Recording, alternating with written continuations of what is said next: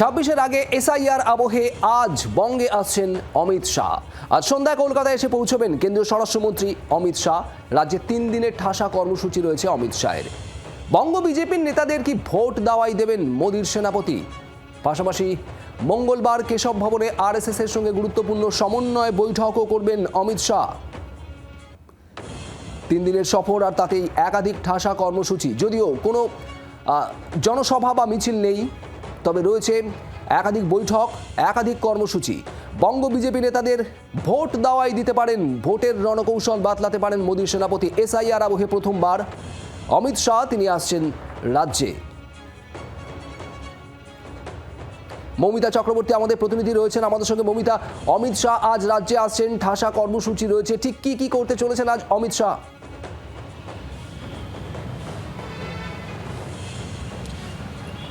দেখো, 3 দিনের সফরে কলকাতায় আসছেন অমিত শাহ, এবং কলকাতায় এরকম টানা কর্মসূচি সেরকম কিন্তু খুব একটা নজির নেই। কিন্তু কলকাতায় তিনি 3 দিন থাকবেন।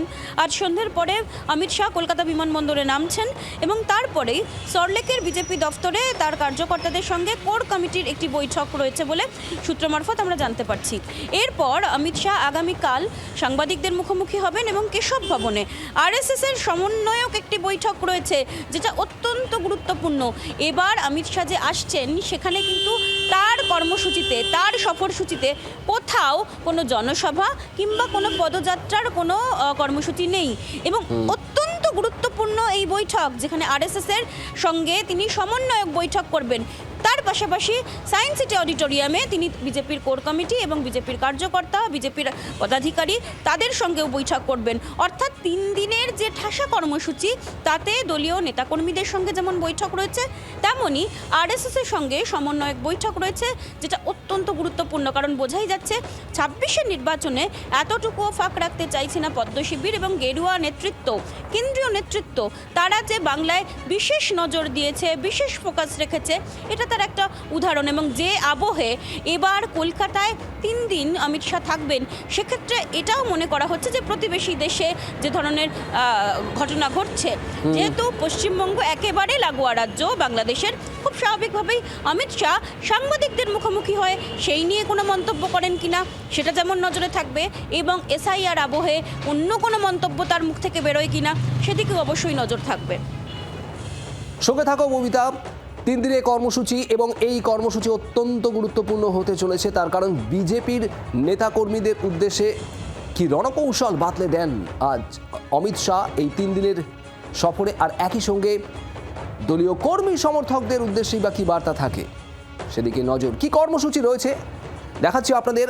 আজ সন্ধ্যে 7:30টায় কলকাতা বিমানবন্দরে নামার কথা রয়েছে অমিত শাহর, আর তারপর বিমানবন্দর থেকে সল্টলেকে বিজেপির দপ্তরে পৌঁছবেন অমিত শাহ।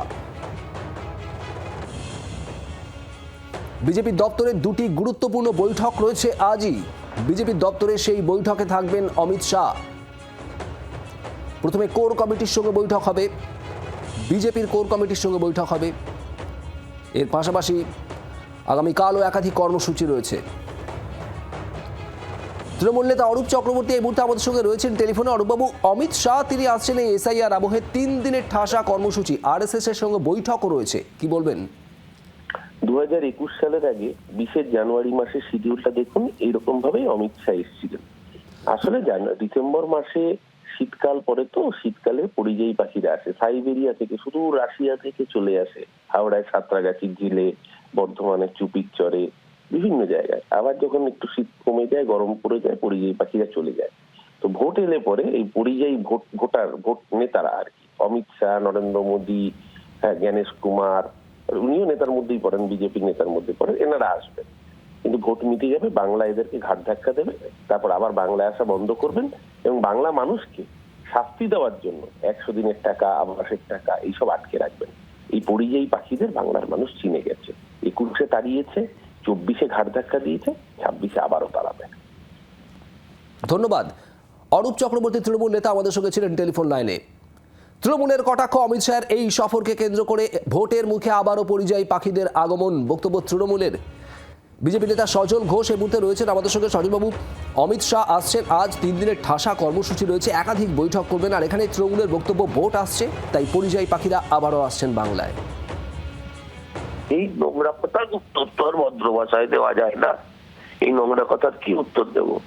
ভারতবর্ষের স্বরাষ্ট্রমন্ত্রী, এবং শুধু স্বরাষ্ট্রমন্ত্রী নয়, বিশ্বের সবচেয়ে বড় রাজনৈতিক দলের অন্যতম মুখ অমিত শাহ, একটা প্রদেশের নির্বাচন হবে, সেই নির্বাচনে তার দলীয় কর্মীদের সঙ্গে আলোচনা করতে আসছেন। তাকে যদি পরিযায়ী শ্রমিক বলা হয়, আসলে কিছু, বা পরিযায়ী নেতা বলা হয়, আসলে কিছু নেতা মেঘালয় গেল, তারপরে ত্রিপুরা গেল, আসাম গেল, গিয়ে যিনি বলেছেন তার মাথার সামনের অংশটার ছবিটা দেখে নেবেন, গিয়ে ওইটুকুই তিনি কাজ করে আসতে পারলেন সেই রাজ্যে।